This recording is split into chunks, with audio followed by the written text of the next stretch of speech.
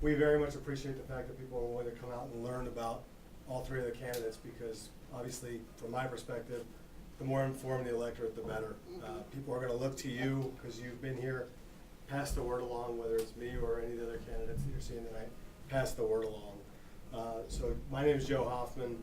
I've been an attorney in the county for 18 years, practicing mostly civil law for the last 18 years. More importantly, I've been a husband and a father. My daughter is 12, my son is 10. Back when we used to have spare time, I was coaching just about everything they played, soccer and basketball and everything else that seems to have come along. Main thing I want to tell you is two things. One is why I want to be judge.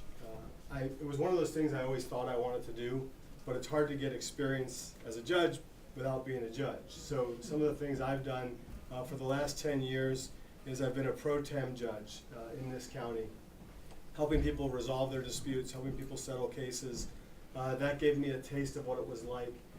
And then I got the opportunity to be a private judge, which is where attorneys, with their clients' consent, decide that for whatever reason, they don't believe that the court system is going to give them the best result, meaning either there's a lack of knowledge on the subject matter that their case is, it's more complex, or the courts are crowded and the time constraints will make it be not cost effective to proceed in that forum, and they mutually select me as a private judge to hear that case.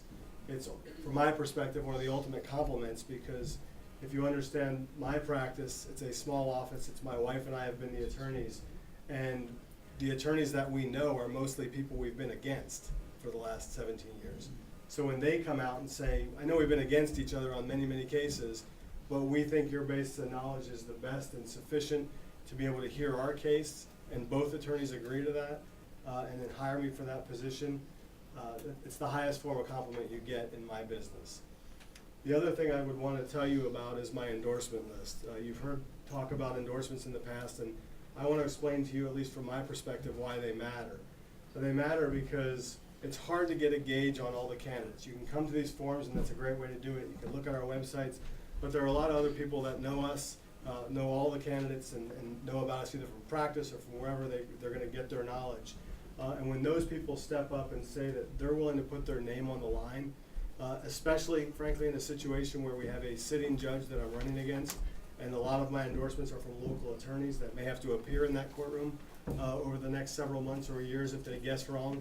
The fact that they're willing to put their name on the line is extremely humbling from my perspective.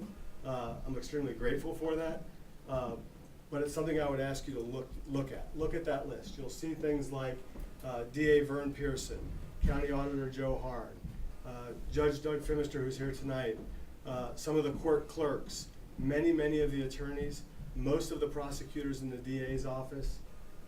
I think that means something.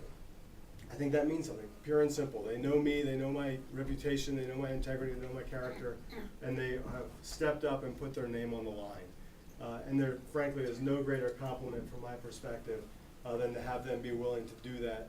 Again, especially in a situation where I'm running against a sitting judge, which again, you can draw your conclusions as to how risky that is for some of these folks who put their name on the line.